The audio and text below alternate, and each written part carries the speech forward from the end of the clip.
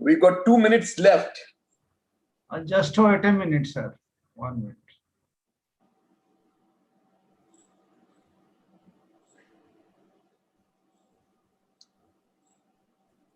Okay, done. Pradeepji, you will start the proceedings? Yes, I just formally. Okay.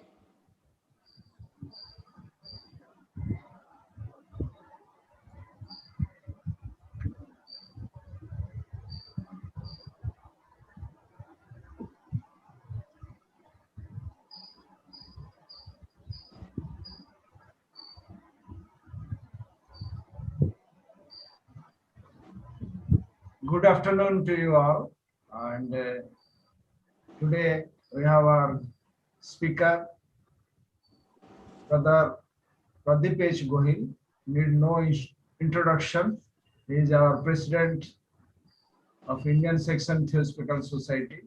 Over to Pradeep H. Gohil for universal invocation, then speech. Good morning, good afternoon, and good evening, depending upon wherever you are. Let us start with a prayer. O hidden light, vibrant in every atom, O hidden light, shining in every creature, O hidden love, embracing all in oneness, may each who feels himself as one with thee know he is also one with every other.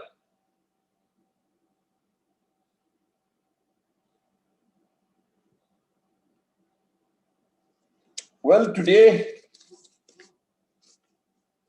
Pradeep Mahapatra ji has organized a very good talk on the White Lotus Day. And the subject is also going to be very interesting, the life of the mother of Theosophy, Helena Blavatsky, her life and teachings. I believe, this is going to be something very interesting. It's going to be a long talk, so please make yourself comfortable. It's going to be almost about 60 minutes, but it's going to keep you attached to your seat. The whole story of Madame Blavatsky is so very interesting. Helena Petrovna von Hahn was born at Ekaterinosklov, a town on the river Dnieper in southern Russia, on the 12th of August, 1831. Her father, Colonel Peter van Haas, was an officer in the Russian army and belonged to a noble family coming from Mecklenburg, Germany. Her mother, Helena Fadif, a renowned novelist, was the daughter of Princess Helena Dolgorukov, a noted botanist and writer, and came from one of the oldest Russian aristocratic families. At the time of her birth, the baby was so feeble that it was not expected to live. Contrary to expectations, the baby lived and grew up, although for some years her health was delicate. It improved greatly as time went by, and at 10 years of age, she was a good rider. At 15, she could control any Cossack horse. A Cossack horse is generally considered to have a will and a way of its own. But so had Helena Hahn. She was an exceptional child and at an early age was aware of being different from those around her.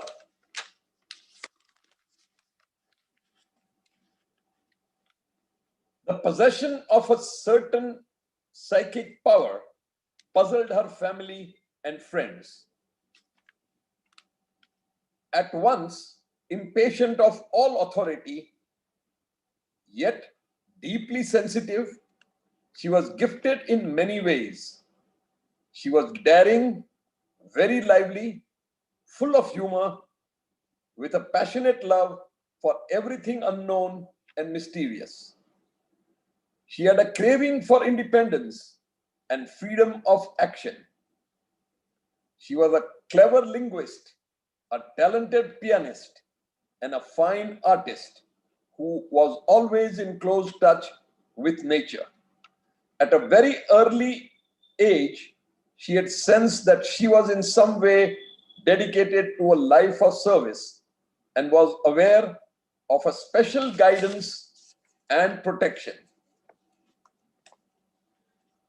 Before Helena was even 11, her mother passed away and she was taken to live with her grandmother, Princess Dolgoronki, at Saratov, where she spent 5 years. It was a home that quickened her love for the mysterious. She was a highly strung, sensitive girl, given to walking in her sleep sometimes, and full of mischief, and at other times very caring and persistent at her lessons. For her, all nature seemed animated with a mysterious life of its own. She heard the voice of every object and form. She talked with birds and animals and had some means of her own for understanding them. Her power of storytelling was remarkable, for she seemed actually to live in the events she was describing and quite carried her audience away with her. She made acquaintance of a strange old man and listened with eager interest to all he had to say about the language of the birds and beasts. There was another influence of great importance which ought to be mentioned today. At a very early period of her life, Helena was aware of a protector, invisible to all but herself, a man of imposing appearance, whose features never changed, and whom she met in afterlife. She knew as though she had been brought up in his presence. This guardianship showed itself in a couple of stories I will now tell. When she was almost 14, a horse bolted with her. She fell with her foot entangled in the stirrup, and before the horse was stopped, she ought to have been killed outright. But for a strange sustaining power which she distinctly felt around her and which seemed to hold her up against gravity. One day, she conceived a wish to inspect closely a picture which hung high on a wall with a curtain in front of it. A wish which was not responded to by her elders. So one day, when there was no one around in the house, she dragged a table to the wall, placed another small table above that, and a chair on the top. She climbed on the chair, leaning with one hand on the dusty wall. She pulled back the curtain with the other hand. The picture startled her, and the movement made her fall. She lost consciousness from the time she began to fall. When she recovered her senses, she was lying quite unhurt on the floor. The tables and chair were in their usual places. The curtain was drawn back on the picture, and the only sign of her adventure was the mark of her small hand on the dusty wall high up beside the picture. There was one characteristic of our heroine which showed from her youth and remained throughout her life. That was her sympathy for those who were poorer and lower in status than herself. As a child, she always preferred to play with the servants' children rather than with her equals. She would try to escape from the house and make friends with the ragged street boys.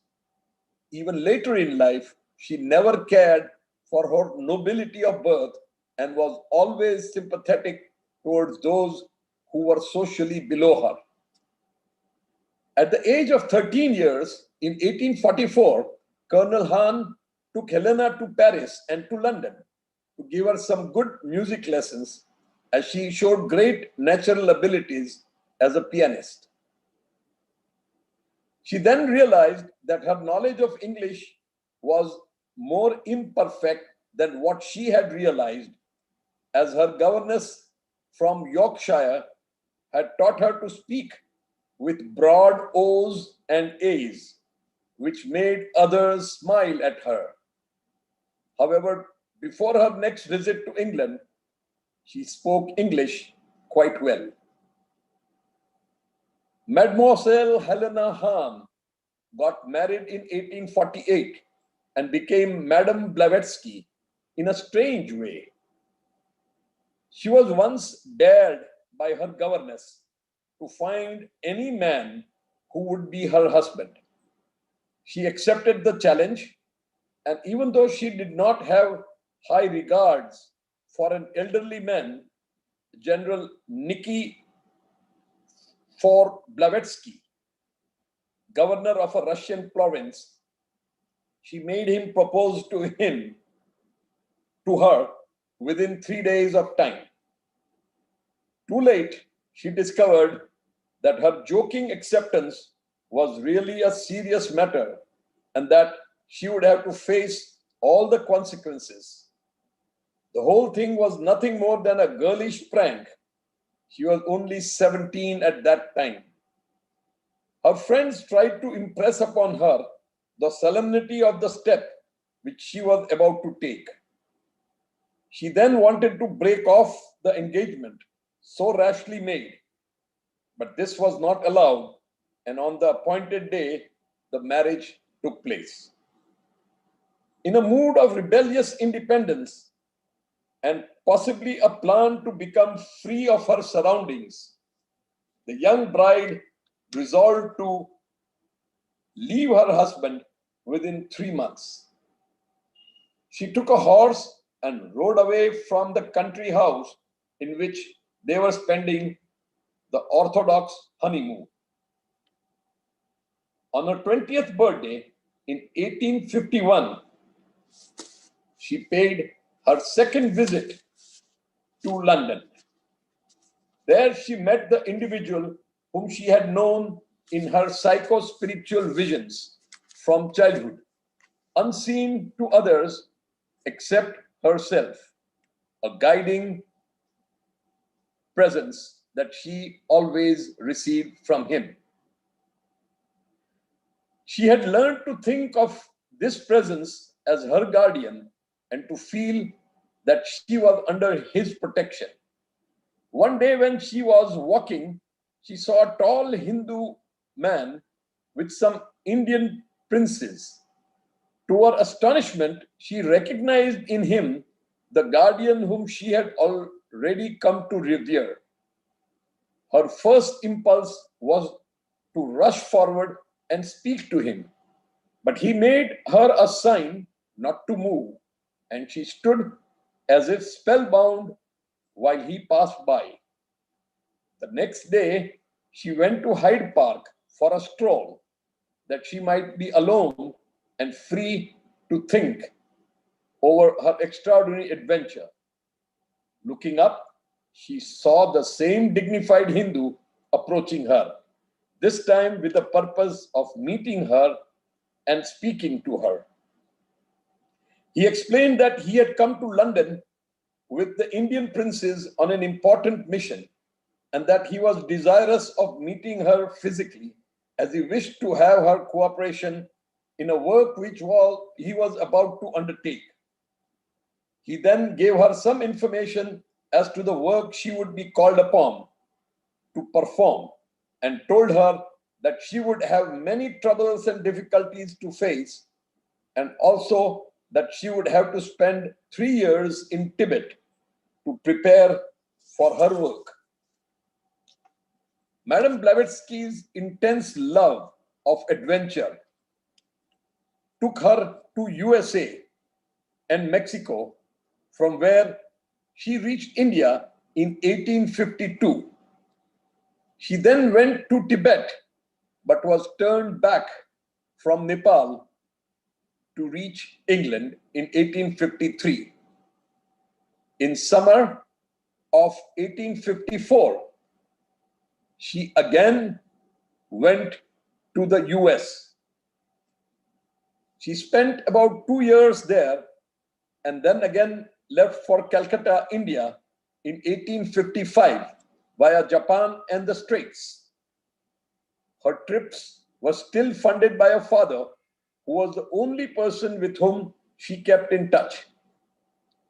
She then reached Kashmir and with their companions, under the guidance of a monk, went into Tibet. The other three had to return, but the monk and Madame pushed far into the forbidden land. The monk carried a stone talisman, and Madame Blavatsky asked him about it.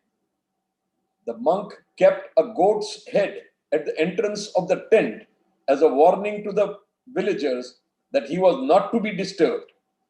It seemed that he then swallowed the stone. His body became cold and rigid, and a deep voice asked what Helena would have.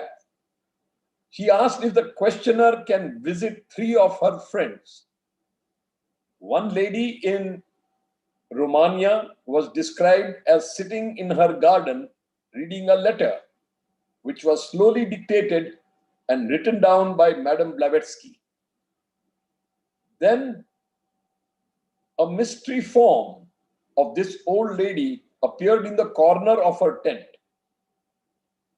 Months later, it was confirmed that on that very day, the old lady was indeed sitting in her garden reading a letter from her brother, which was exactly what was written down by Madame Blavatsky.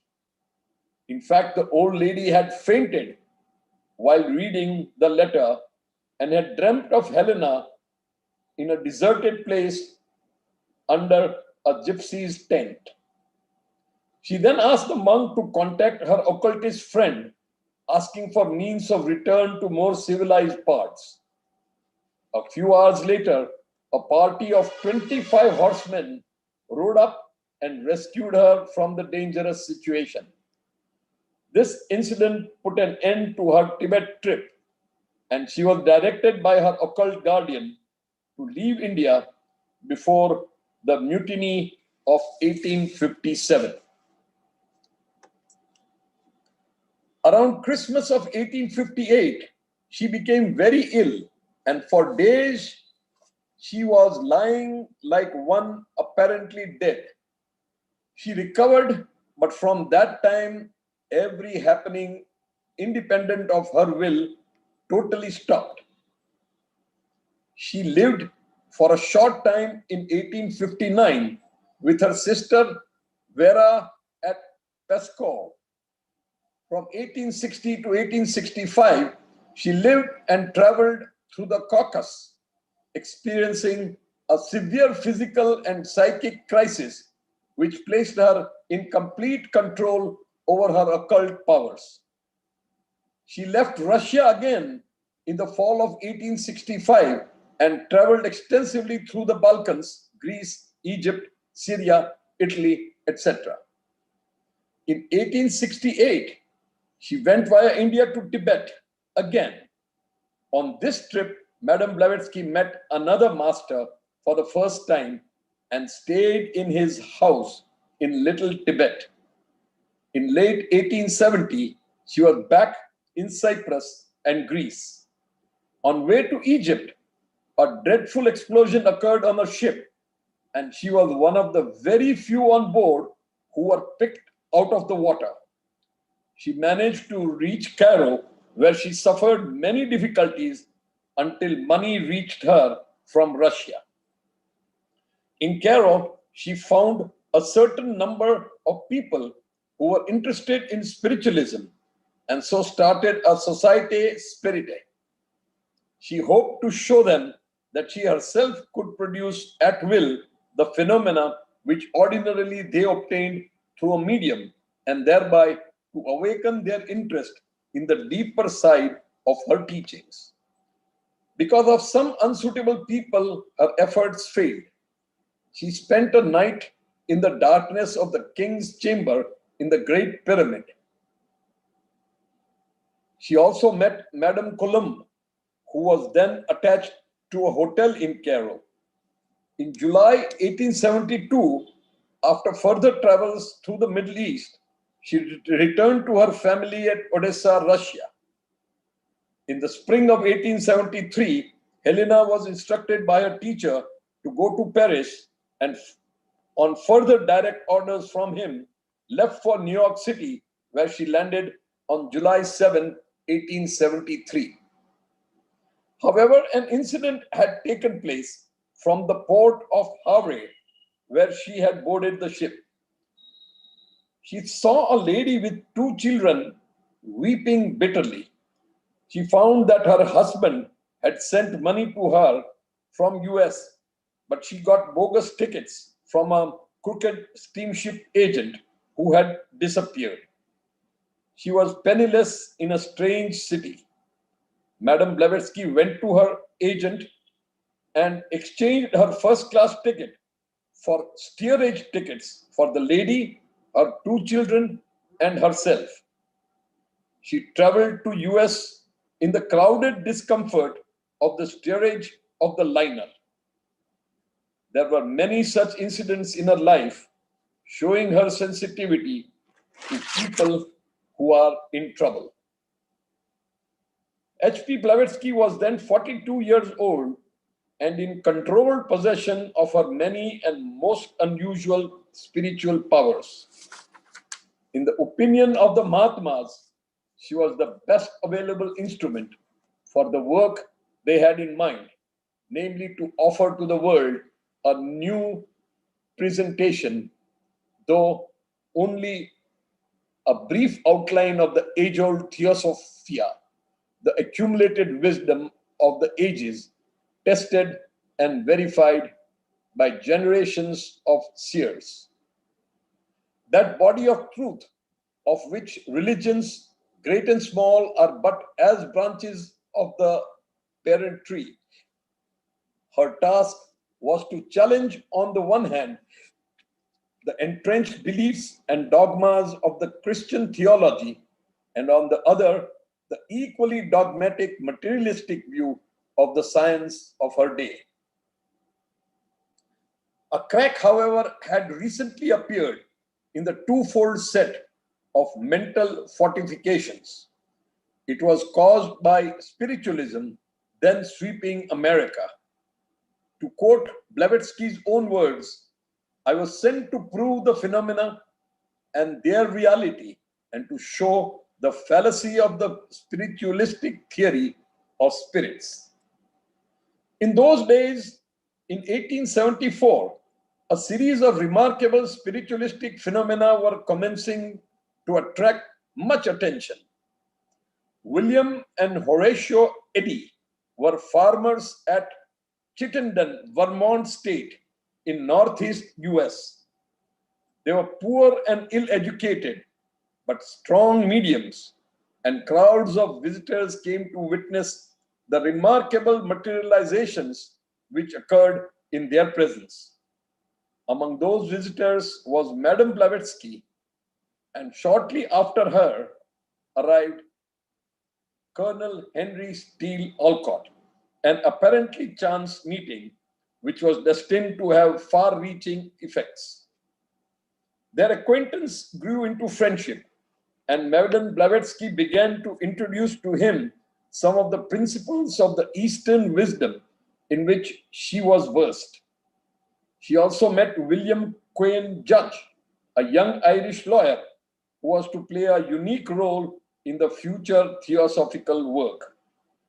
On 7th September 1875, these three leading figures, together with several others, founded a society which they chose to call the Theosophical Society, as promulgating the ancient teachings of theosophy or the wisdom concerning the divine, which had been the spiritual basis of other great movements of the past.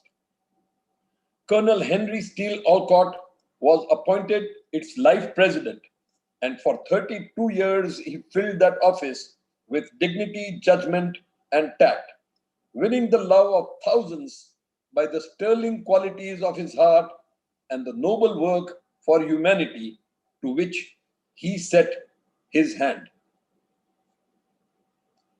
His inaugural address was delivered in New York on 17th November 1875, the official date of founding of the society.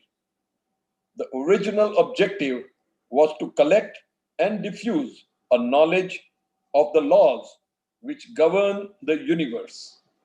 This was elaborated with 7 rules and later refined into the 3 clearly defined objects of the Theosophical Society as they stand today.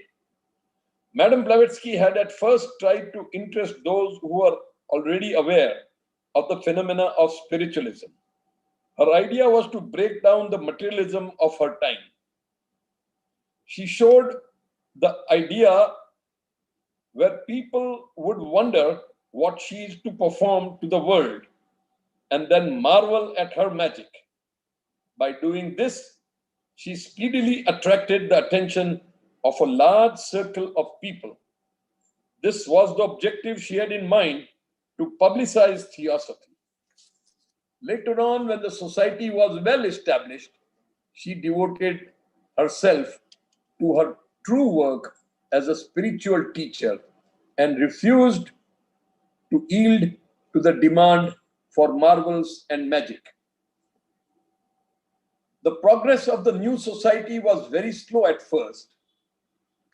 Indeed, after a year's work, there survived only a good organization, a few members, and 2 friends, Madame Blavatsky and Colonel Olcott, who never doubted the existence of their masters, the excellence of their mission, or its final success. The difficulties before them were enormous, and so one of the masters appeared before Colonel Olcott to encourage him in the work. This incident was immediately shared by him with Madame Blavatsky. A book called Iris Unveiled was commenced in 1875 and published in September 1877 in New York City. It made a powerful impact upon the reading and thinking public. 1,000 copies of the first printing were sold within 10 days.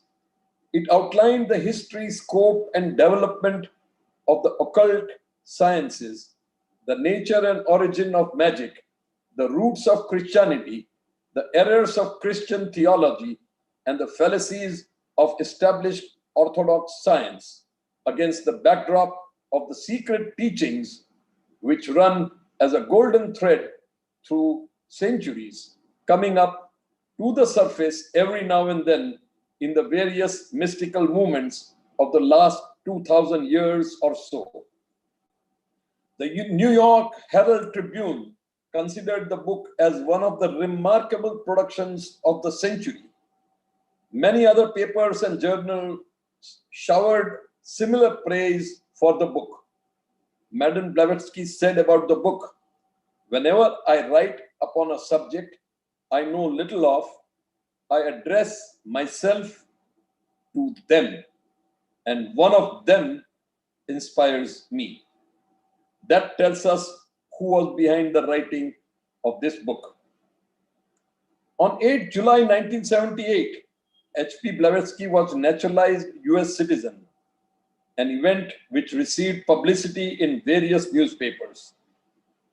In December of same year, it was decided that the founders should journey to India via London, as the society was beginning to spread, a branch having been formed in London, and a member of Indian origin was also enrolled. Arriving in Bombay in February 1879, they established their theosophical headquarters in that city. Soon their rooms were thronged daily with native visitors eager to discuss religious questions with Madame Blavatsky and to hear her explanations of their own ancient scriptures. The value of theosophy was seen from the fact that it can help a number of people and the followers of various faiths, be it Hindus, Buddhists, Parsis, and others, who flocked around Madame Blavatsky in Bombay. Theosophy flows out from the source of all religions, and so each faith is benefited by its coming. The early days in Bombay were not easy for Madame Blavatsky, as she made no efforts to be introduced into European society. The police, seeing her with the natives, suspected her to be a spy of Russian government. But those days were made very happy for her due to the frequent appearances of the masters, who made her realize more strongly than ever that she and Colonel Olcott were not alone in their work, but were being watched and aided at every possible moment. The two were also contacted soon by Alfred Percy Sinnett, then editor of the government paper, The Pioneer of Allahabad. This contact soon proved of the utmost importance in the propagation of theosophy. After a visit to the northwest of India, the founders returned to Bombay and started the first journal, The Theosophist, with H.P. Blavatsky as its editor in October 1879.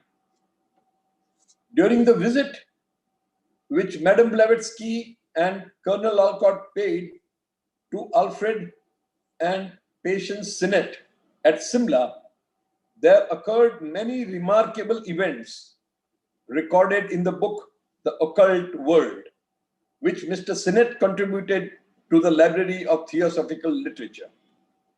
The serious interest of Sinnett in the teachings and work of the Theosophical Society prompted HPB to establish a contact by correspondence between Sinnett and the two masters that were sponsoring the society.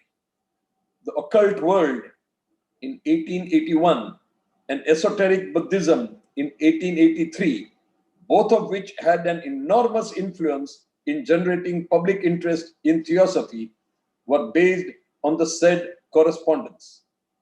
The replies and explanations given by the masters to the questions by Sinnett were published in 1923 as the Mahatma Letters to A.P. Sinnett. The original letters are preserved in the British Library, where they can be viewed by special permission.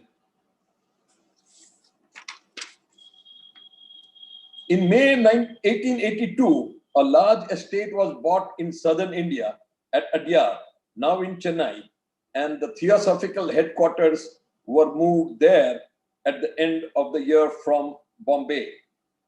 This center soon became the radiating point for a worldwide activity. Madame Blavatsky and Colonel Olcott engaged in trips to many places in India, establishing branches wherever they went and arousing public interest in their work. Everywhere, they sought to inspire the true spirit of patriotism among the natives by explaining to them the beauty and dignity of their own religions and the spiritual work of their ancient scriptures. It was during these long and fatiguing tours with Madame Blavatsky that Colonel Olcott engaged in widespread mesmeric healings for which he became famous throughout India. The end of 1882 was marked by the grave illness of Madame Blavatsky at Mumbai. The strain of constant labor, traveling, and misrepresentation, and her natural excitability of temperament combined to bring about a collapse. She was directed to go north via Darjeeling to meet her occult guardians, and although she only spent 2 or 3 days with them, she returned practically well again. In February 1884, she went to Naples, Paris, and London. She visited Germany during late summer and was busily engaged in writing her second work, The Secret Doctrine. Meanwhile, a vicious attack on her by Alexis and Emma Coulomb, whom she had met in Egypt and whom she had helped them by employing them as stewards in her house at a time when they were penniless, was rapidly building up. She returned to Adyar on 21st December 1984 to learn the details of the situation. She wished to sue the couple, already dismissed from Adyar, for their gross libel on her concerning the supposed fraudulent production of psychic phenomena. Overruled by a committee of leading TS members and in disgust, she resigned as corresponding secretary at the society. On 31st March 1885, she left for Europe, never to return to Indian soil. The Coulomb attack was later proved of not having any solid foundation whatsoever. HPB had at once denied that the letters had ever been written by her. One of the first acts of Dr. Annie Besant after her election as new president of the Theosophical Society was to publish a full and complete defense of HPB. The entire case was based on forged letters purporting to have been written by HPB. A Christian missionary magazine in Madras published the most incriminating portions of these letters. A lot of mischief had been done by the Coulombs as housekeepers when they had the charge of the establishment. It took a long time before a full and correct account of these occurrences was obtained, and in the meantime, a great blow had been dealt on the Theosophical movement, which was almost crushed at that time. On HPB fell the brunt of the storm and the suffering. Only a few of her friends in the West were faithful to her, but in the East, particularly in India, the majority of the members stood by her. But her health had again broken down. Out of misfortunes, however, some good speedily began to come.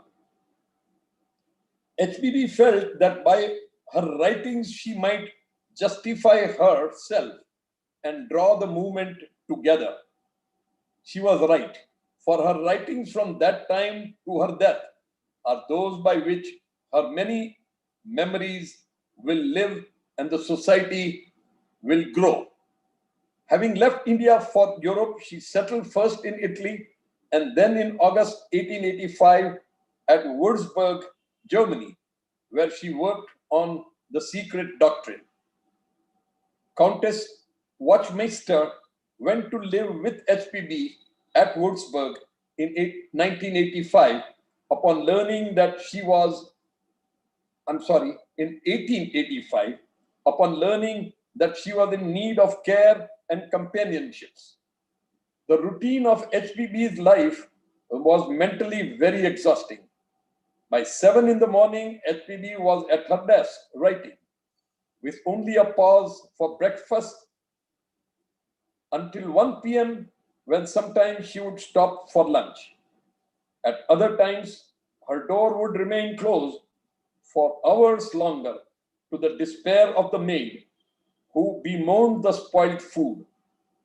At 7 p.m., writing was laid aside, and the rest of the evening was spent pleasantly with the Countess until 9 p.m., when HPB went to the bed with a bunch of Russian newspapers, which she read till late night.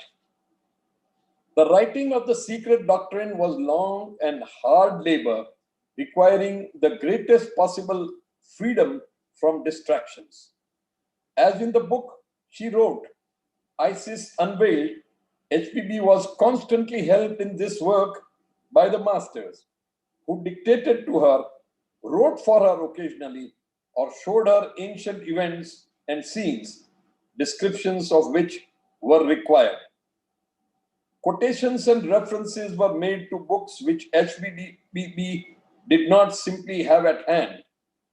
The book has the life history of our earth and the system to which we belong. As a result, the book has the grandest picture of evolution ever written. As a result, the book was sold out in so many places immediately. But the writing of the book took a heavy toll on her health. In July 1886, she relocated to Ostend, Belgium, where the Countess Wachtmeister accompanied her. There, matters grew worse, and two doctors were called who saw no hope of her recovery and were surprised that HPB had lived this long with the complicated medical condition she was in. One night, she reached a crisis, and HPB told the Countess that the time had come for her to lay down her body. She was glad at the prospect of being free from such a worn out instrument, even though she had hoped to give more to the world. At last, she dropped unconscious, and the Countess felt that it was useless for HPB to make this sacrifice and suffer, for the movement was very weak to continue without her. She was the lifeblood of theosophy. Then, worn out with the fatigue of nursing and the sorrowful thoughts around, the Countess also sank into unconsciousness. When her eyes opened in the morning, her first thought was that HPB had probably died when she was sleeping. As she turned around in the bed, she saw HPB looking at her with clear grey eyes. She asked HPB how she has suddenly become so well. HPB said, Masters had been here. He gave me my choice, that I might die and be free, or I might live and finish the secret doctrine. He had warned her of her suffering in England, where she was soon to go. In the interest of the students of the Theosophical Society, she accepted the sacrifice. In May of 1887, at the invitation of English Theosophists, she moved to a small house at Upper Norwood, London. The theosophical activities began to move rapidly. The Blavatsky Lodge was formed and started publishing theosophical ideas. Since HPB had lost control of the Theosophists, she founded a monthly magazine called Lucifer in September 1887, now known as the Theosophical Review, and edited it for nearly 4 years. The objective was to bring to light the hidden things of darkness. In the same month, HPB moved to a larger house at 17 Lansdowne Road in the Holland Park at London. She continued to write her great work until it was published as The Secret Doctrine in 2 large volumes between October to December of 1888. It was the crowning achievement of her literary career and received outstanding reviews in all newspapers and magazines worldwide. Volume 1 is concerned mainly with the evolution of the universe and the explanation of the fundamental symbols contained in the great religions of the world. Volume 2 describes the evolution of humanity.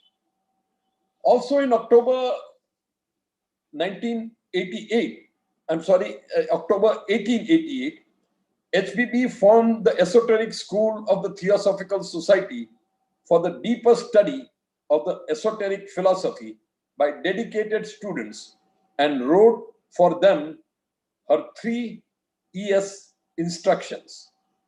In 1889, HBB published The Key to Theosophy, a clear explanation in the form of question and answer of the ethics, science, and philosophy for the study of which the Theosophical Society was founded. In the same year was published a devotional mystical gem called The Voice of Silence, containing selected excerpts translated from an Eastern scripture, the Book of the Golden Precepts, which she had learned by heart during her training in the East. The 4 years of strenuous work by HPB from 1887 to 1899 in London formed the foundation for many of the well-established activities of the Theosophical Society and literary gems. It was because of these and owing to the stimulus of her presence, the whole of the movement in England, which had been confined almost entirely to London, grew and flourished exceedingly. This indeed was a wonderful record of work that was done with such a worn-out body. In addition to all this, HPB continued the still more important task of training pupils so that the movement might be carried on when she is gone. For 12 hours a day, she would work at her desk and in the evening would receive a wide circle of pupils and sympathizers, amongst whom were some of the best of society's workers. They were well-known men of science, learned professors, literary men, agnostics and socialists, artists, businessmen, industrialists, and finding some attraction in this wonderful Russian woman whose profound knowledge commanded attention and respect. On Thursday evenings, she would be present at the meeting of the Blavatsky Lodge and answer questions to clarify different points in her writings. Among these visitors came one Annie Besant, to whom the secret doctrine had been given for review.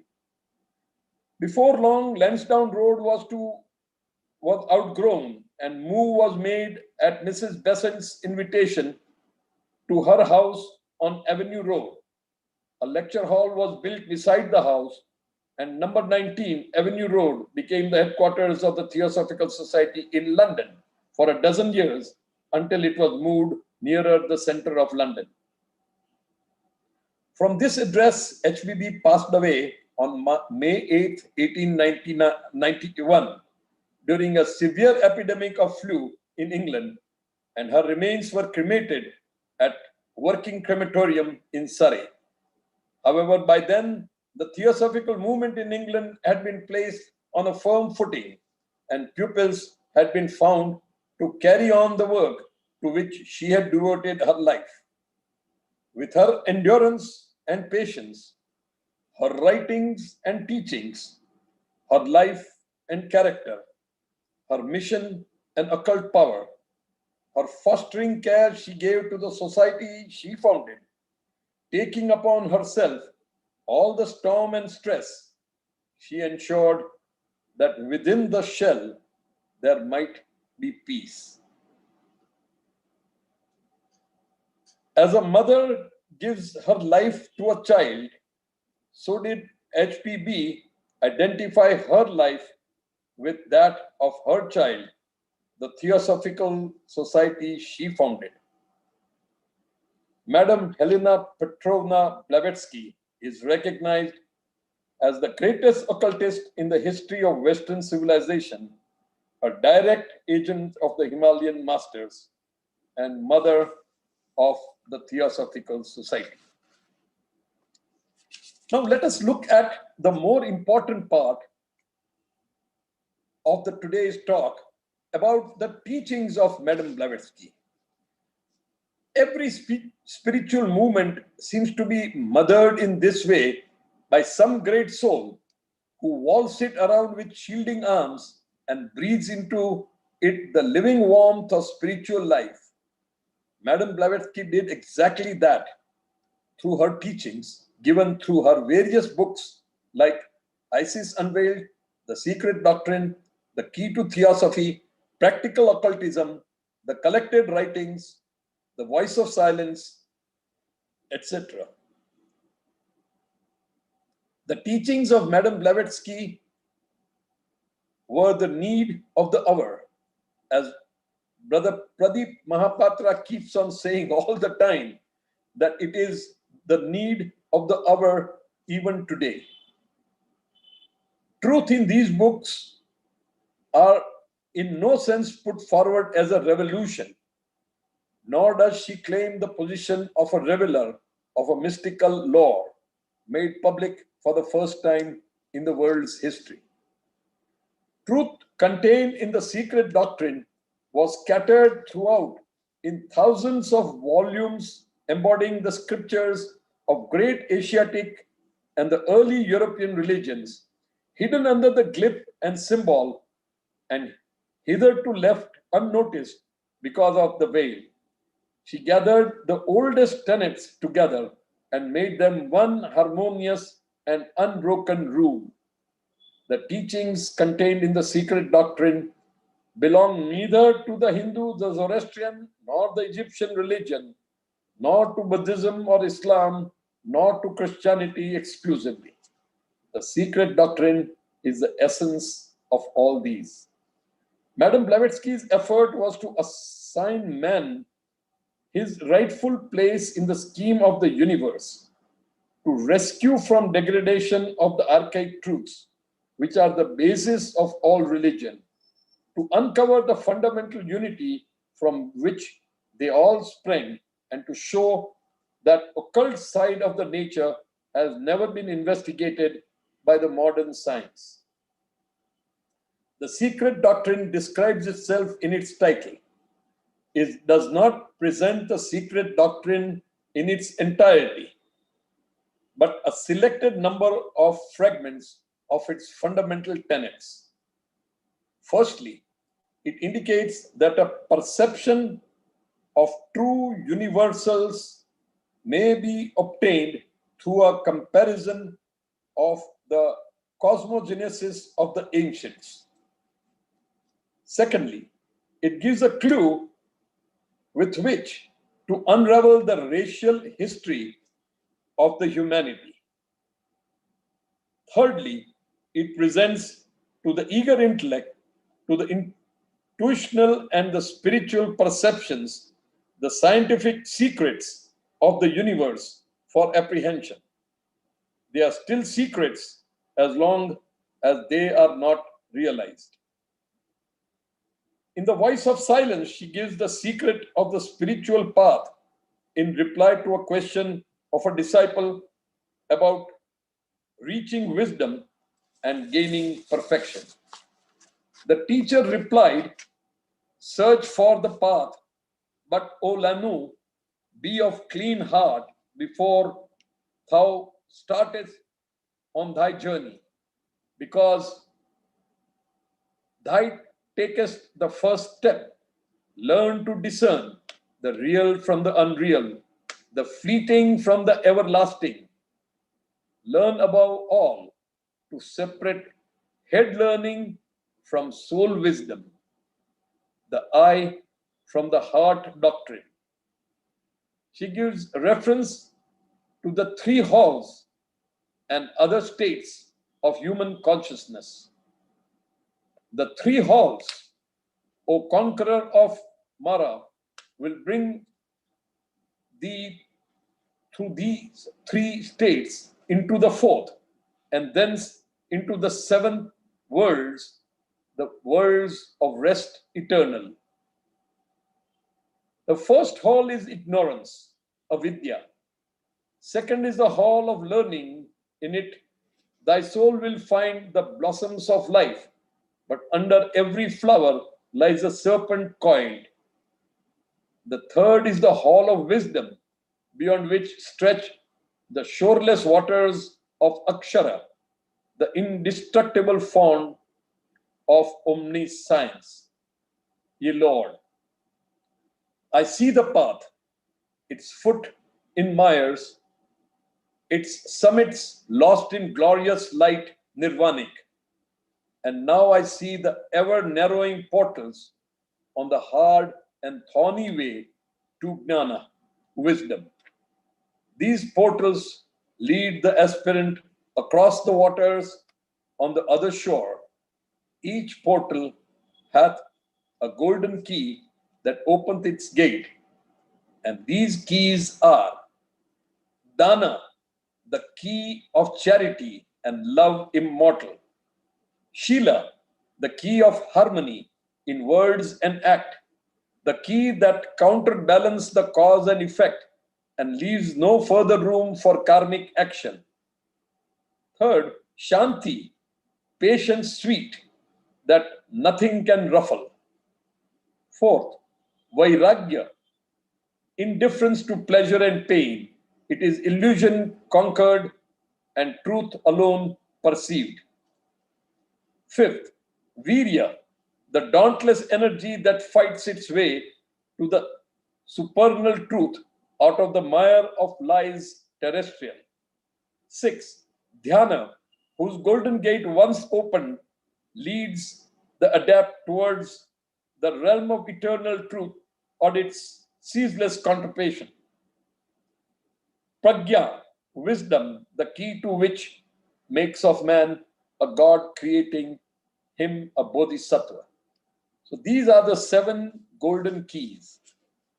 HPB had declared in the 19th century that there is no dead matter but only living organisms. She says in The Secret Doctrine, all is life and every atom of mineral dust is alive, though beyond our comprehension and perception, because it is outside the range of the law of those who reject occultism. In the three fundamental propositions, she declared that there is only one eternal, immutable principle, the cause of the manifestation of numberless universes, and there is fundamental identity of all souls with the universal oversoul. She also declared in practice the practical occultism that out of the four branches of knowledge, Jnana Vidya, Tantra Vidya, Mantra Vidya, and Atma Vidya, the last being the knowledge of the soul, is what a wise theosophist would strive after. HPB opened the long closed doors of the mysteries. She revealed once more the truth about man and the nature. She bore witness to the presence on the earth of the occult hierarchy which guards and guides the world. She was honored by many thousands, for she was, and she is, a beacon, lighting the pathway to the heights which all must ascend. She gave the golden stairs, which are the definite steps to wisdom. Madam H.P. Blavatsky is no longer around in a physical body, but her teachings, as we just heard, very much remain in the minds of most members of the Theosophical Society.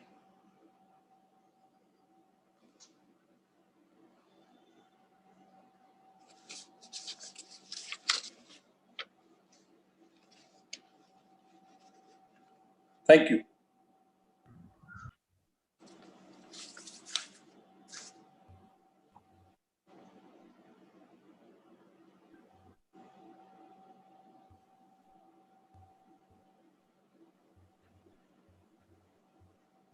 Sir, we'll have a 10 minutes break.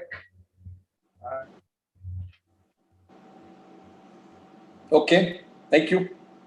In break time, I will present the present scenario of Indian section at Banaras as well as at Bhawali Study Center.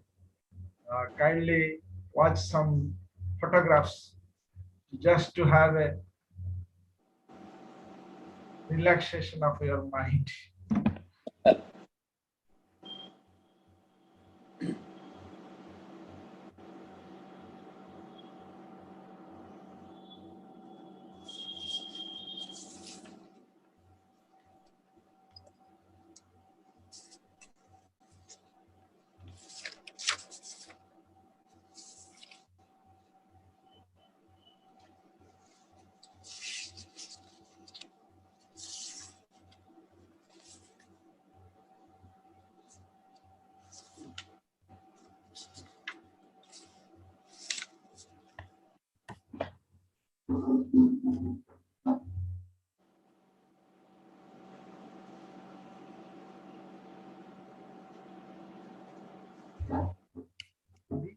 I have taken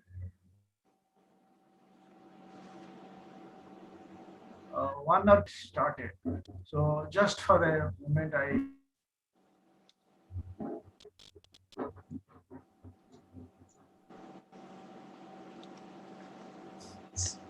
the photos you will see uh, relating to our Indian section campus at Banaras as well as Himalayan Study Center, Bhawali, Uttarakhand. This is our headquarters. We'll mark the lush greens and plants. This is our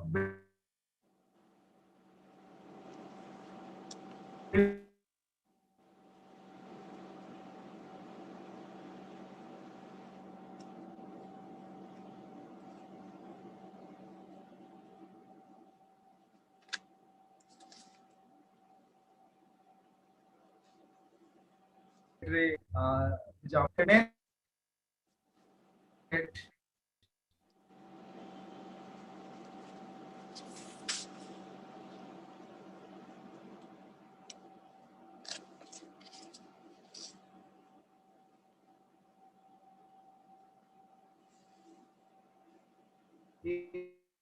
this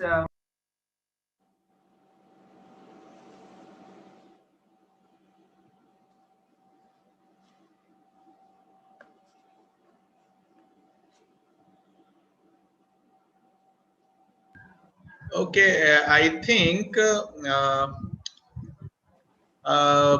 Mahapatra ji has lost his signal. His signal has become weak.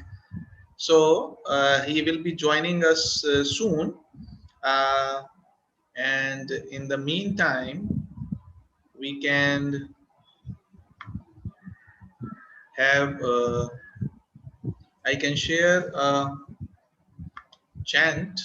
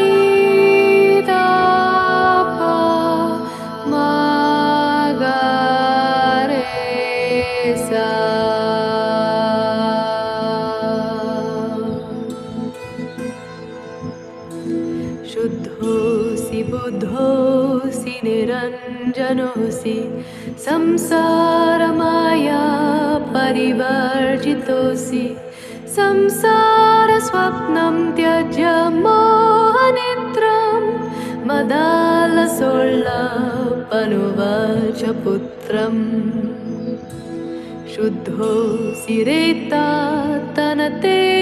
नाम कृतं हि ते कल्पनयाधुनैव पञ्चात्मकं देहमिदं न तेऽस्ति नैवास्य त्वं रोदिषि कस्य हेतुः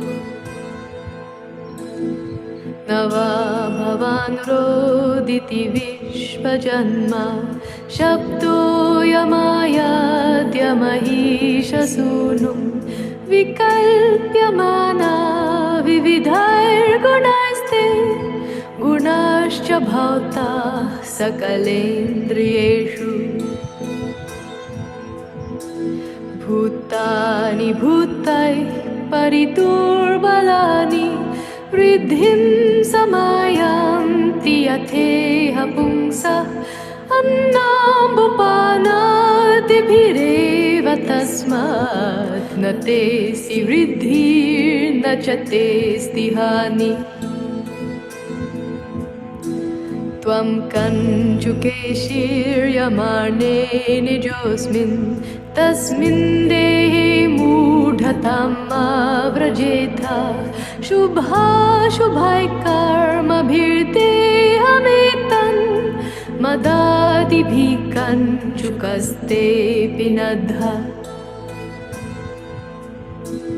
तातेति किञ्चित् तनयेति किञ्चित् अम्बेति किञ्चित् धैतेति किञ्चित् ममेति किञ्चिन्न ममेति किञ्चित् त्वं भूतसङ्घं बहुमालपेता दुःखानि दुःखोपशमाय भोगान् सुखाय जानाति विमूढचेता तान्येव दुःखानि पुनः सुखानि जानाति विद्वान् न विमूढचेता यानं क्षितौ तत्र गतश्च देहो देहेऽपि चान्यः पुरुषो निविष्टः मम त्वमूर्व्यां न यथा तथास्मिन् देहेति मात्रं बत मूढतर्षा शुद्धोऽसि बुद्धोऽसि निरञ्जनोऽसि संसारमाया परिवर्जितोऽसि संसारस्वप्नं त्यज्य मोहनिद्रां मदालसोल्लापनुवाच पुत्रम् मदालसोल्लापनुवाच पुत्रम् मदालसोल्लापनुवाच पुत्रम् शुद्धोऽसि बुद्धोऽसि निरञ्जनोऽसि शुद्धोऽसि बुद्धोऽसि निरञ्जनोऽसि शुद्धोऽसि बुद्धोऽसि निरञ्जनोऽसि सा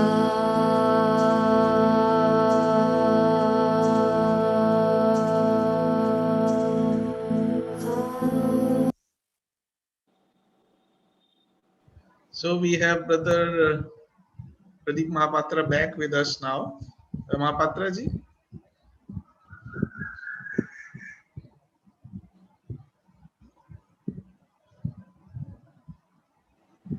Mahapatra ji. Yeah.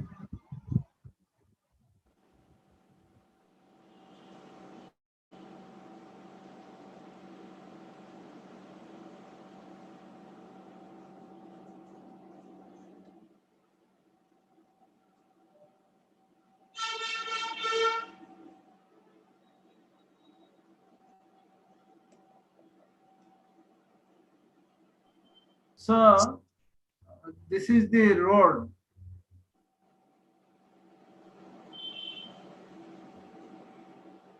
This is the road leading from headquarters to Santikunj. These are beautiful trees on both sides, very um, narrow road, but you see the beauty of this road and trees on both sides.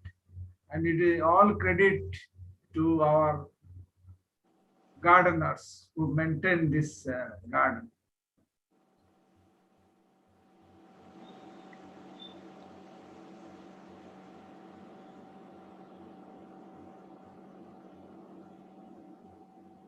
Then next is our Santikunj.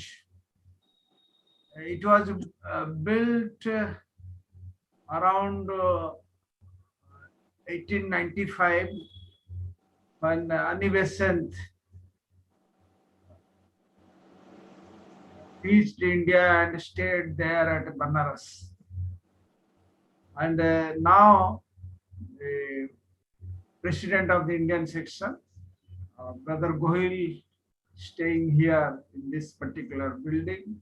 And this side is building always a guest house. And whenever the international president will visit, he will stay here. This is the Santikunj. But brothers and sisters, don't visit now to Banaras because of this COVID pandemic. And this is the gardens, how the gardeners maintaining the gardens, they uh, keep these flowers and this for the maintenance, and subsequently they will put it in different places of the campus. These are flowers and some, these are thick small plant which they planted. Next is a small statue just adjacent to headquarters building, bull like statue. Then you see the lush green and beautiful yellow flowers. Whenever one will visit during the some important program, particularly during Dasara time, the General Secretary, now the President, they usually hosted the delegates with snacks in this area, lush green areas. It is taken, the photograph taken 2 years back when they have not cleaned this place. Then next is here the former General Secretary and Brother B.L. Bhattacharya, they are planting Rudrakha tree. This is a Rudrakha tree, and all the members are around them. So it is how the plantation was going on even now also. Then next it is this photograph I could manage to get. It was a Besant Hall, the famous Besant Hall, where the former General Secretary, Brother Sundaram, he held the Federation Secretaries meeting at that time. And here is our present treasurer. So it is a Besant Hall, famous Besant Hall. Next is Indian section directly managed Himalayan Studies Center, Wali, Uttarakhand, India. So this photograph will establish how the Wali Center is maintained by the Indian section, particularly by the present treasurer. This is the place when one will reach by train or by flight from particular Delhi. If you go by train from Kadam, then by road you will reach there. And from flight, go from Delhi to, there is some place 30 kilometers from Bhawali. This is place of Bhawali, near Nainital, Uttarakhand. So this is the place, and here we have our center. This is the center. You see the how it is maintained by the Indian section. Here, Brother Narayanji, it is the work of Brother Narayanji, present treasurer, who have taken a lot of pains to uh, convert the old buildings into a beautiful buildings.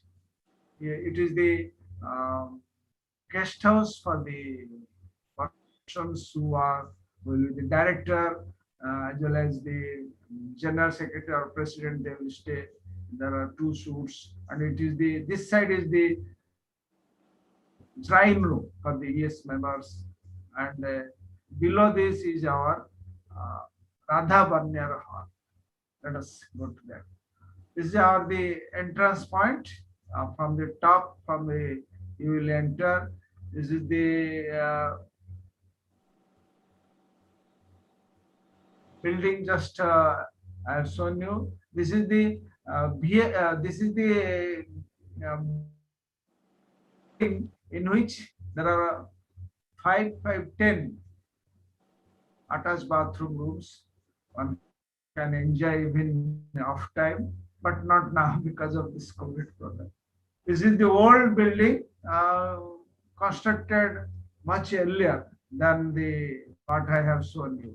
This is the old building. It is also usable now, and this is the kitchen. And whoever will go there, they can be provided with our brother Ganga, who is looking after this property there. Then next is, it is the terrace, just very close to Radha Bandar Hall.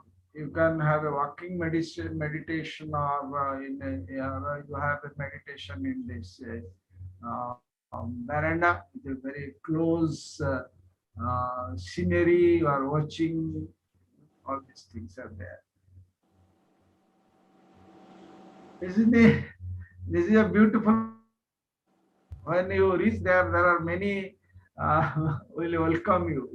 This bird will welcome you. You see the color of the bird. He is watching a delegate. So is this beautiful scenery? How he is watching you. A big tree. The uniqueness of trees, you see the trunk and this leaves and the branches. The present construction, when completed, the Narayanji thought it should keep, we should keep it, and they have keep it with all kinds of protection. It is very close to our boundary wall, and this side is our main hall. The uniqueness, if we will mark very attentively in a rainy season, rains are always there, the leaf will change automatically. Very uniqueness, you will never mark anywhere. Sometimes it will become a blue, sometimes it become white, depending upon the color of the leaf. Nature, it will convert into different colors. Then it is the Radha Bandar Hall, where we will have to enter. This is the meeting hall, and ground floor it situates. Dr. Radha Bandar, we kept this photograph. You will find a rare photograph of our former international president, Dr. Radha Bandar, in whose name this hall was named. And she is smiling, looking after us. Then you see this place earlier known as Kailas View. And if you mark from the even today, this top hilltop is looks like Kailas. So the place is known as Kailas View. So like this, if you would ever visit to Himalayan Study Center to have any program, in the evening, you see just setting sun and you mark this Kailas view. And this place, locally known as Kailas place. Okay, thank you. Thank you for the little relaxation.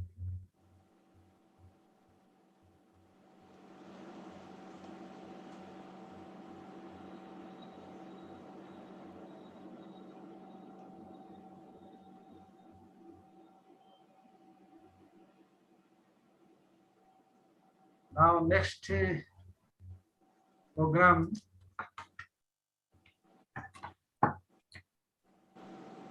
is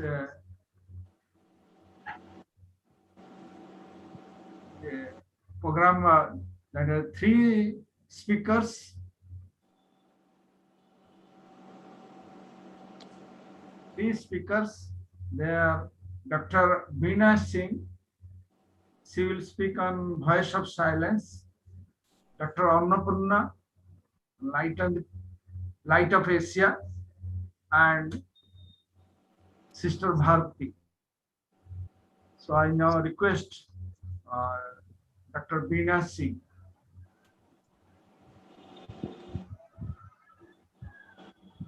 Dr. Beena Singh has not joined. I cannot see her in the list, sir. Here she is here. Yeah.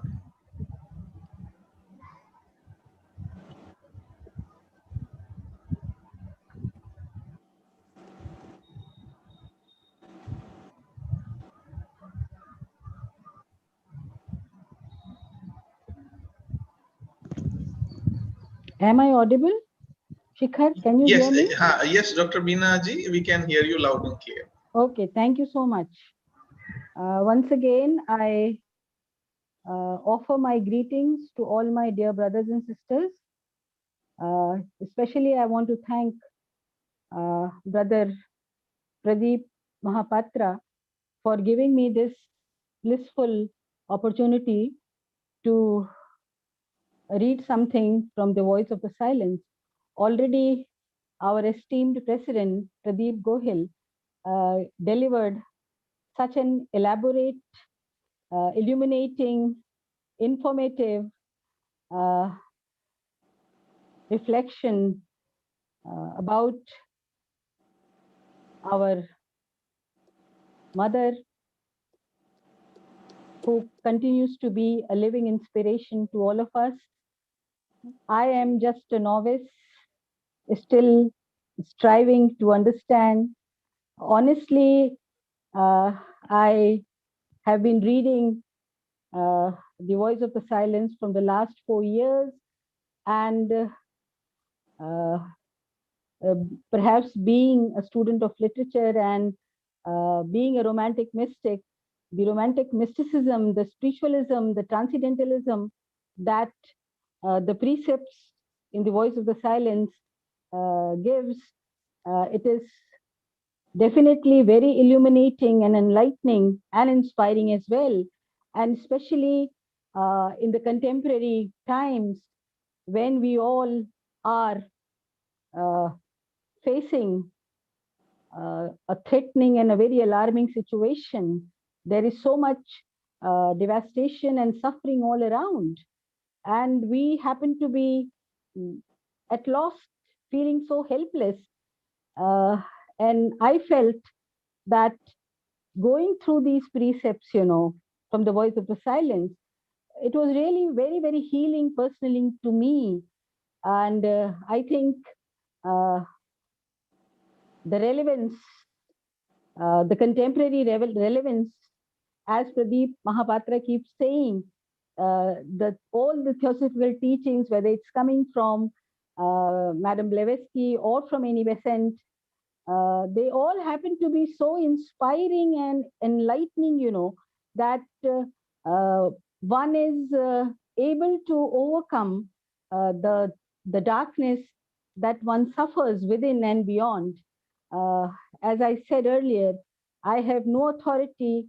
I am just a novice, a beginner, still struggling and striving to understand the deeper philosophy as given by the masters, and it is my blissful pleasure and honor that I am, and as I have been only given 10 minutes time, so I thought that I just chose, selected some of the precepts, that are really very close, although the entire, the 100 precepts in the voice of the silence has deeper connotations in knowing life, in knowing the complexities of life, in knowing oneself, in making oneself, raising from our temporal, and just trying to reach and understand our spiritual being, that is there.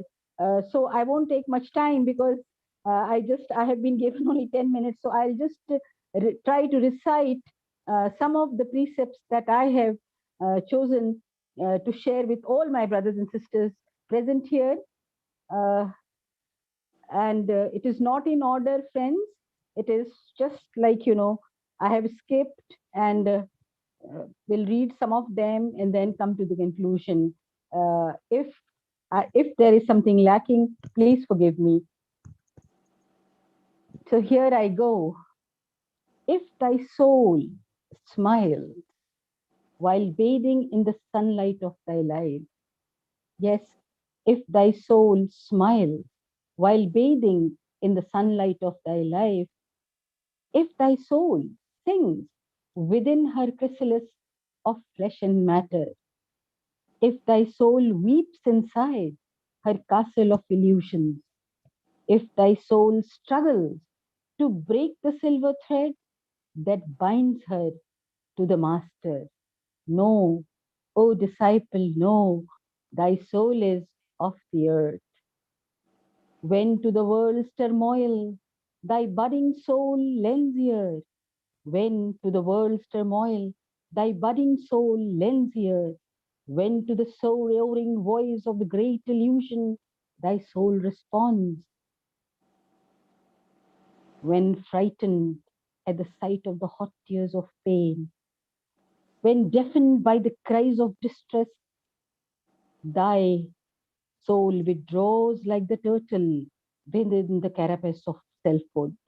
Learn, O disciple, of a silent God, thy soul is an unworthy shrine.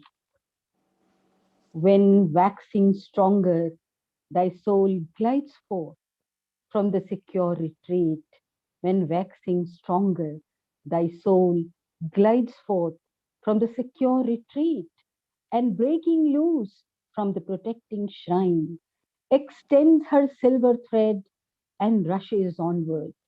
When beholding her image on the waves of space, she whispers, "This is I, O disciple, this is I," that thy soul is caught in the web of delusion.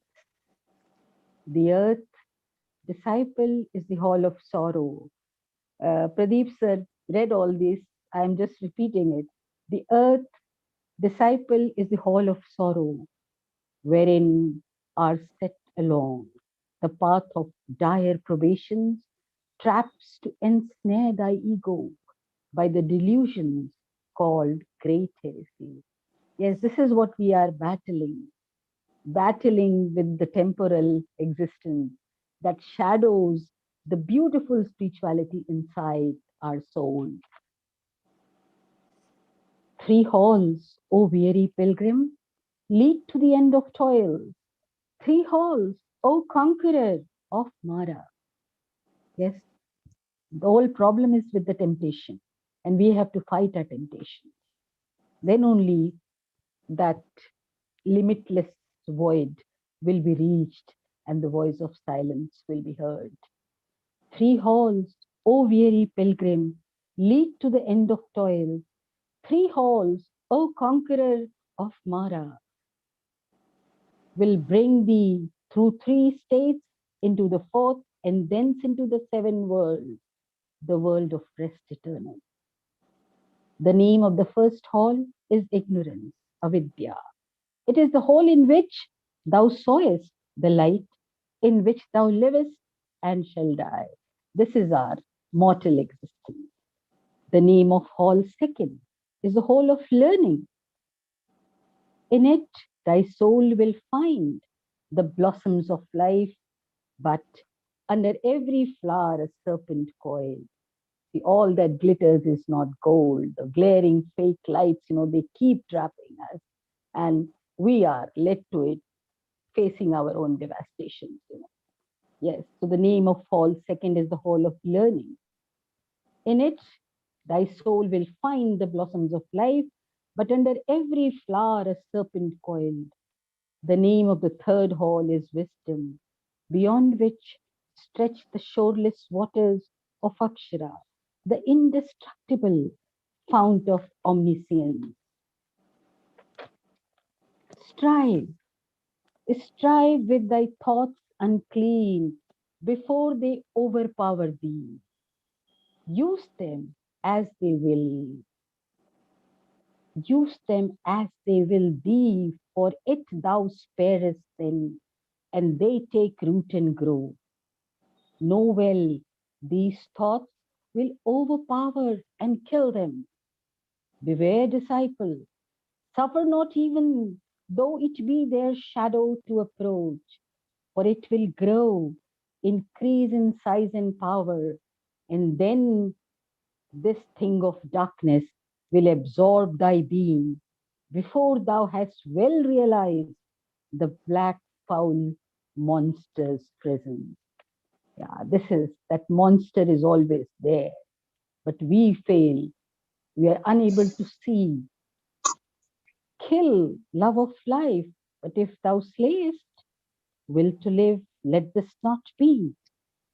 Thirst of life eternal, but to replace the fleeting by the everlasting. Desire nothing, chafe not at karma, nor at nature's changeless laws, but struggle only with the personal, the transitive, the evanescent, and the perishable. Yeah, we believe the perishable to be imperishable, and that is the root sorrow. There is but one road to the path. There is but one road to the path. At its very end alone, the voice of the silence can be heard. Yes, at its very end alone, the voice of the silence can be heard. The ladder by which the candidate ascends is formed of rungs of suffering and pain. These can be silenced only by the voice of virtue. Woe then to the disciple of these is one single vice thou hast not left behind, for then the ladder will give way and overthrow thee. Its foot rests in the deep mire of thy sins and failings. And ere thou canst attempt to cross this wide abyss of matter, thou hast to have thy feet in waters of renunciation. Beware, lost thou shoulders set of foot still soiled upon the ladder's lowest. This is the problem. This is what she's warning us. This is the message that we have to come out from that soil trap, that are born out of the physical desires when they become lust, and that is how things start degenerating. It becomes very difficult. So yes, beware, lost thou shoulders, set of foot still soiled upon the ladder's lowest rung. Woe unto him who dares pollute one rung with miry feet. The foul and viscous mud will dry, become tenacious, then glue his feet into the spot, and like a bird caught in the willy fowler's line, he will be stayed from further progress. What a beautiful analogy she's giving. Just as the birds are caught, they're unable to see the line. And the hunter, the fowler, catches them. We mortals are exactly like those weak birds caught in our own temptations, he will be stayed from further progress. His vices will take shape and drag him down. His sins will raise their voices like as the jackals laugh and offer the after the sun goes down. His thought becomes an army and bear him off a captive slave. Yes, friends, his sins will raise their voices like as the jackals laugh and sob after the sun goes down. His thoughts become an army and bear him off a captive slave. So this bondage has to be broken, merge into one sense, thy senses, if thou wouldest be secure against the foe. 'Tis by that sense alone which lies concealed within the hollow of thy brain, that that the steep path which leadeth to thy master may be disclosed before thy soul's dim eyes. Yes, the path is steep. It's not easy. The eyes of the souls have to be open to see that light, to see and reach that master. Yes, just by that sense alone, which lies concealed within the hollow of thy brain, that the steep path which leadeth to thy master may be disclosed before thy soul's demise. Long and weary is the way before thee, O disciple. Long and weary is the way before thee. Yeah, it's not easy. It's tough. It's really hard, but one has to make an effort. Long and weary is the way before thee, O disciple. One single thought about the past that thou hast left behind will drag thee down, and then thou will have to stand, to start the climb anew. The rose must re-become the bud. It's kind, when you come out from all that soiled and scarred existence, it's like having a new birth. It's being born again when you free yourself from the brazen prison of your life. So the rose must re-become the bud born of its parent stem before the parasite has eaten through its heart and drunk its life sap. The light, the light from the one master, the light from the one master, the one unfading golden spirit, the one unfading golden light of spirit shoots its effulgent beams on the disciple from the very first.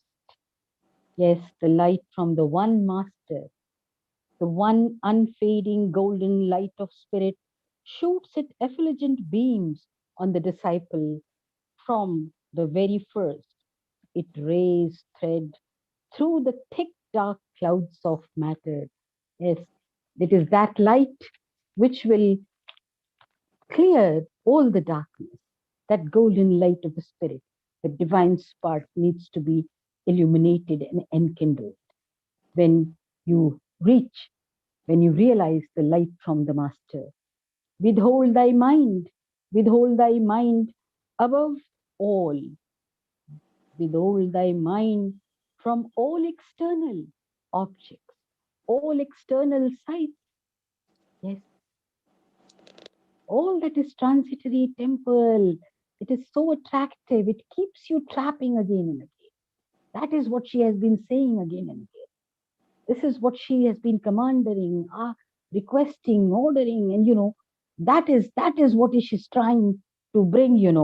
Withhold thy mind from all external objects, all external sights, withhold internal images, lest on thy soul light a dark shadow they should cast. Yeah, when we were born, God created man in his own image, and that image gets soiled. That soul, it becomes dormant.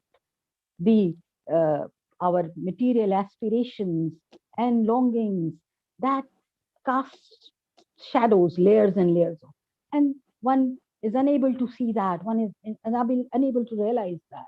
This is what she's saying: withhold thy mind from all external objects, all external sights, withhold internal images, lest on thy soul light a dark shadow they should Binaji, cast. kindly close your speech. Just 2 minutes. You already took my time. And now rest beneath the, I'm just concluding, just 2 more precepts. And now rest beneath the Bodhi tree, which is perfection of all knowledge. For know thou art the master of Samadhi, the state of faultless Krishna. Behold, thou hast become the light, thou hast become the sound, thou art thy master and thy God. Thou art thyself the object of thy search, the voice unbroken that resounds throughout eternities, exempt from change, from sin exempt, the seven sounds in one, the voice of the silence. The seven sounds in one, the voice of the silence. Om Tat Sat, Om Tat Sat, Om Tat Sat. Thank you. Thank you.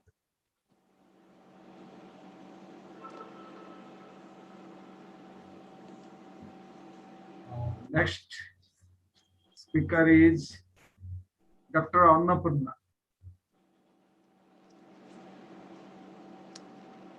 Mr. Annapurna, kindly make yourself video on. नमस्कार। Yes. आज मैं आप सबके समक्ष श्रीमद् भगवत गीता के 3रे अध्याय का भावार्थ हिंदी भाषा में प्रस्तुत करने जा रही हूँ। इस अध्याय में भगवान श्री कृष्ण ने बताया है कि कोई व्यक्ति भी अपने कर्म को छोड़ नहीं सकता। प्रत्येक व्यक्ति की प्रकृति उसे कर्म करने के लिए बाध्य करती है। प्रस्तुत है श्री कृष्ण एवं अर्जुन का संवाद हिंदी भाषा में। अर्जुन कहते हैं श्री कृष्ण से, हे जनार्दन, हे केशव, यदि आप बुद्धि को सकाम कर्म से श्रेष्ठ समझते हैं तो फिर आप मुझे इस घोर युद्ध में क्यों लगाना चाहते हैं? आपके अनेकार्थक उपदेशों से मेरी बुद्धि मोहित हो गई है। अतः कृपा करके निश्चय करके मुझे बताएं कि इनमें से मेरे लिए श्रेयस्कर क्या होगा। श्री कृष्ण कहते हैं,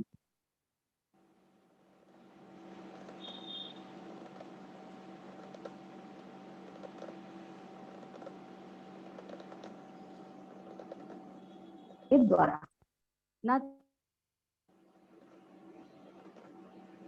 है और न केवल संन्यास से सिद्धि प्राप्त की जा सकती है। प्रत्येक व्यक्ति को प्रकृति से अर्जित गुणों से के अनुसार विवश होकर कर्म करना पड़ता है। जो कर्मेंद्रियों को वश में तो करता है, किंतु जिसका मन इंद्रिय विषयों का चिंतन करता रहता है, वह निश्चित रूप से स्वयं को धोखा देता है और मिथ्याचारी कहलाता है।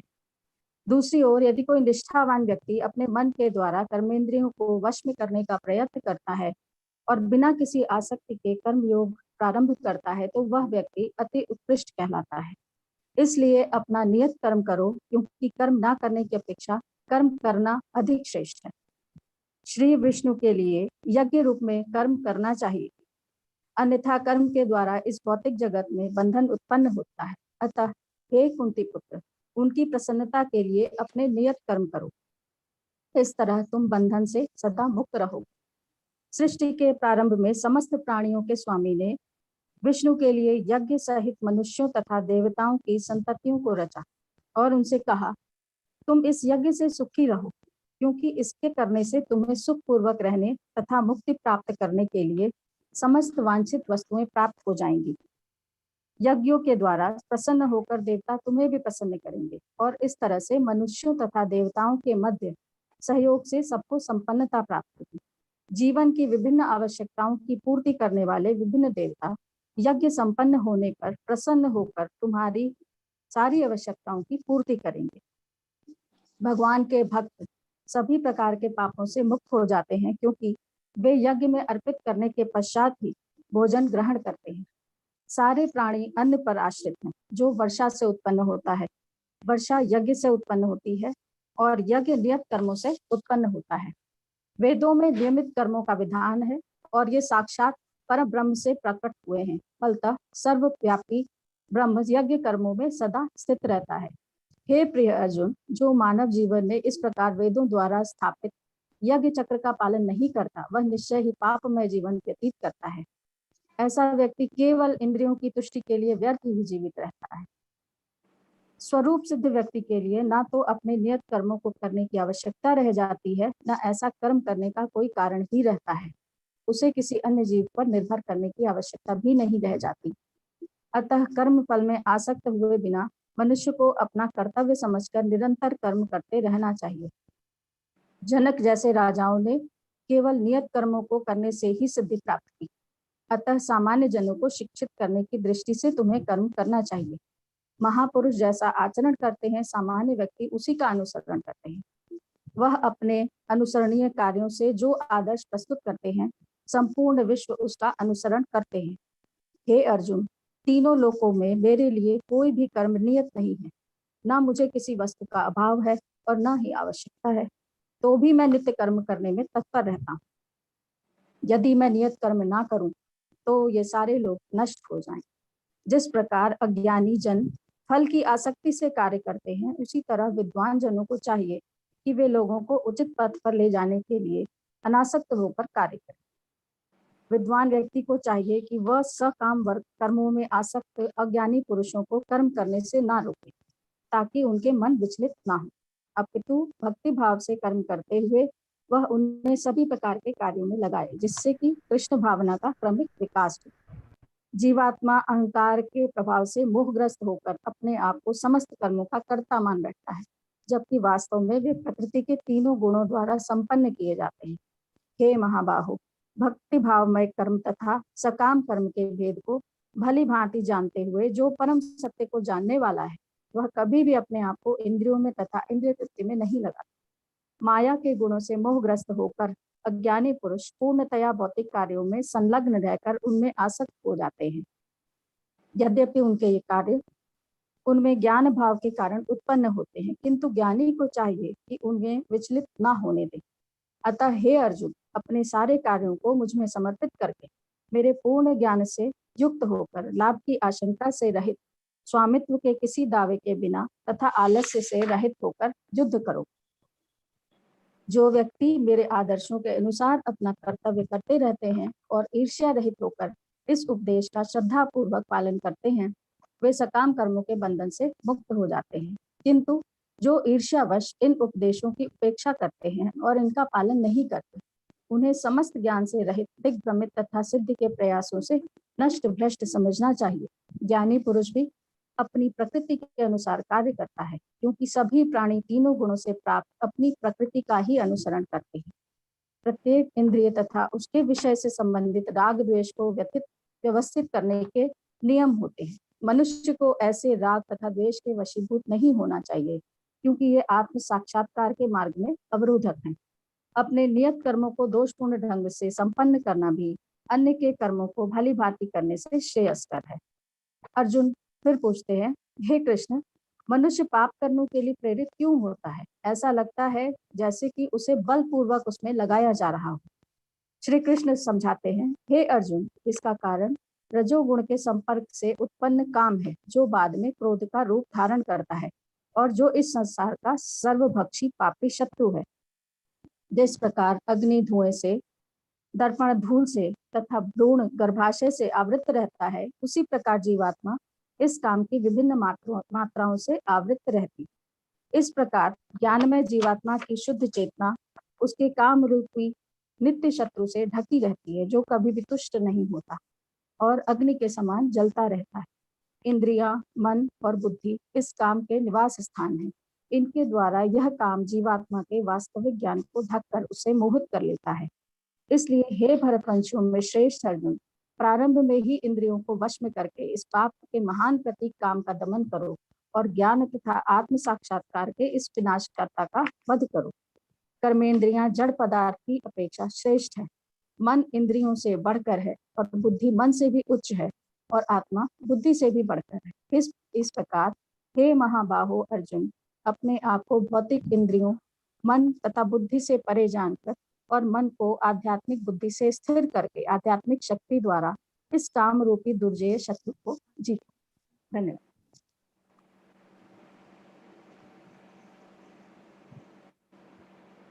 धन्यवाद अन्नपूर्णा जी.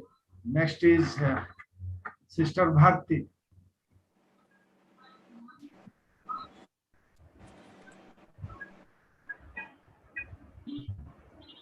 Am I visible and audible?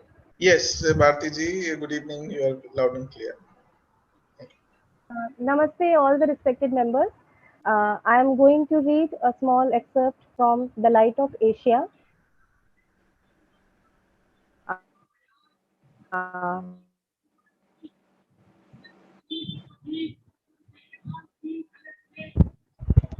starting.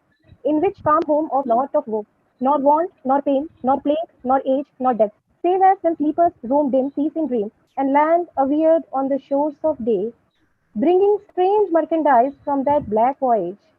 Thus, oft times, when he lay with gentle head, lulled on the dark breast of Yashodhara, her fond hands fanning slow his sleeping lips, he would start up and cry, "My world, O world, I hear, I know, I come."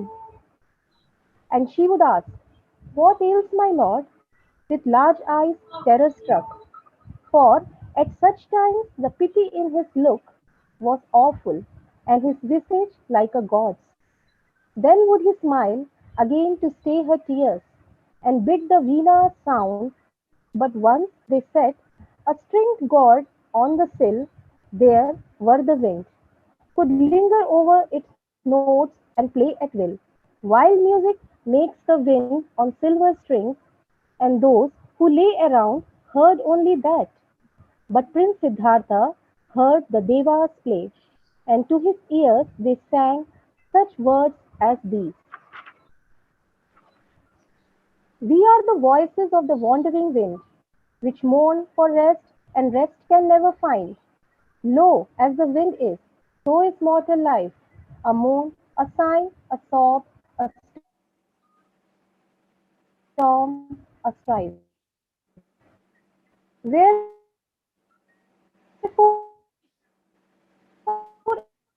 and whence we are, ye cannot know, nor where life springs, nor whither life doth go.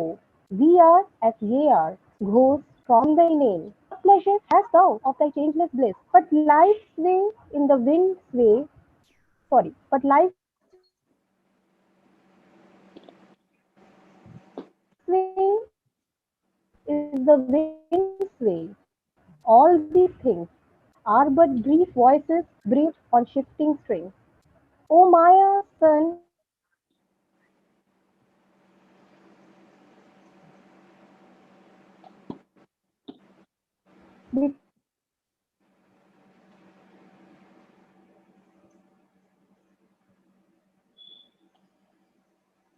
bid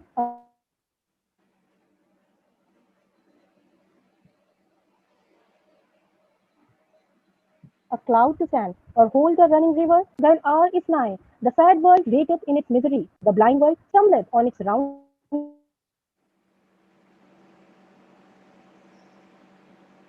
of pain. Love of lovers, for woe's sake, quick state for sorrow, and deliverance make. So sigh we, passing over the silver strings, to thee who knowest not yet of earthly things.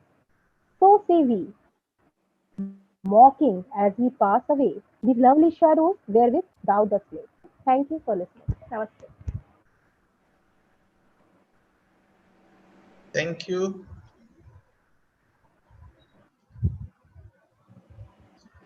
Thank you, Sister Bharti. And now we have come to the end of today's session, the celebration that we are having in remembrance of our dear founder of one of the chief founders of the Theosophical Society, H.P. Blavatsky.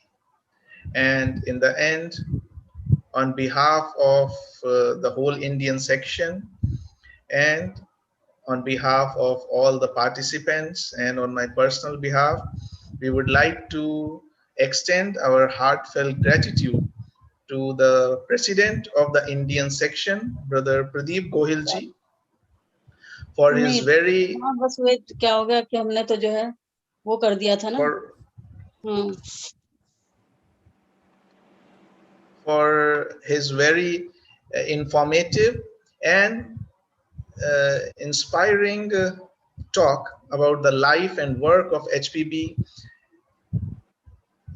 giving various anecdotes which I am sure will inspire many sparks in most of us.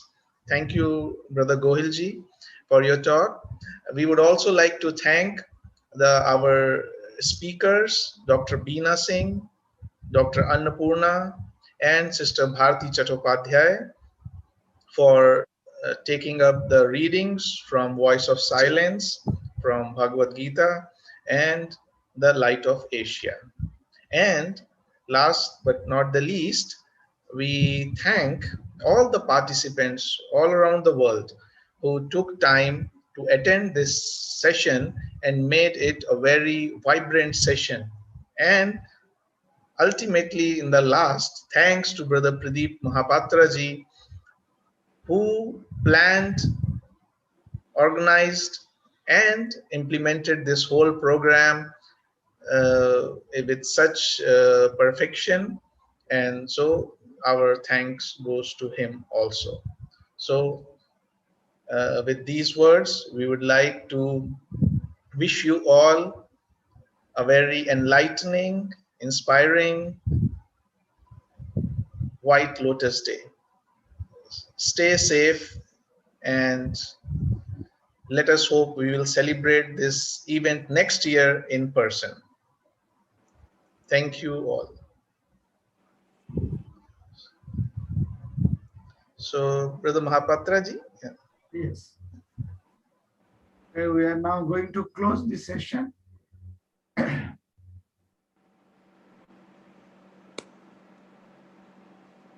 As there is no further announcement, I'm going to close the link. Okay, sir. Okay, namaskar. Namaste to all. Thank you for joining. Mahapatra-ji, thank you, Shankar-ji. Thank you, sir.